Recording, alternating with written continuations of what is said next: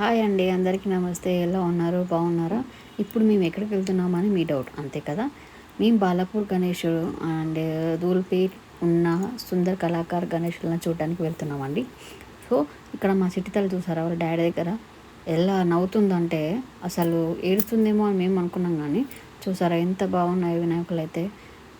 నాట్యం చేసినట్టుగా ఇక్కడ చూడండి, సుందర్ కళాకార్ వినాయకుడు చాలా బాగున్నారు. మా చిట్టితల్లి అయితే అసలు నవ్వుతూనే ఉంది.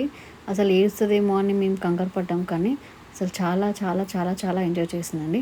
ఈ వినాయకుడు చూడండి, కళ్ళార్పకుండా అలాగే చూడాలనిపిస్తుంది. ఎంత బాగున్నారో చూడండి, సుందర్ కళాకార్. ఇంకొక విషయం ఏంటంటే చాలా మటుకు వినాయకులు వెళ్ళిపోయాయండి.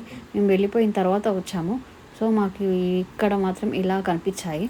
సో ఇక్కడ చూడండి, మన నరసింహ ఉగ్రరూపం ఎలా ఉందో చూడండి. ఇక్కడ వినాయకుడు, భక్త ప్రహ్లాద చూడండి చూడండి, మన వినాయకుడు పైన కృష్ణుడు అనమాట. ఇంకొకటి చూడండి, ఎంత బాగుందంటే అసలు నమ్మలేకపోతున్నాను. సుందర్ కళాకార్ వినాయకుడు చాలా బాగున్నాయి. మా చిట్టితల్లి అయితే అసలు ఎంజాయ్, అసలు వీడియో చేస్తున్నాము ఏం చేస్తున్నాము అని కూడా దానికి అర్థమైపోతుంది.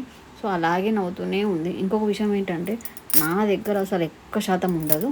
సో వాళ్ళ ఫాదర్ దగ్గర ఎక్కువ ఉంటుంది. వాళ్ళ డాడ్ అంటేనే దానికి చాలా ఇష్టం అనమాట. వాళ్ళ డాడీ దగ్గర ఎక్కువ ఉంటుంది.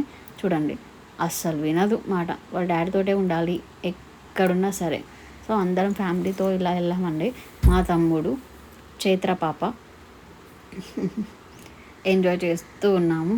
సో ఇక్కడ నుంచి మేము ఎక్కడికి వెళ్తున్నామంటే బాలాపూర్ వినాయకుడిని చూడడానికి వెళ్ళాలి ఇప్పుడు. సో స్టార్ట్ అయిపోతాము. చూడండి, మా చిట్టితల్లి అలాగే చూస్తుంది.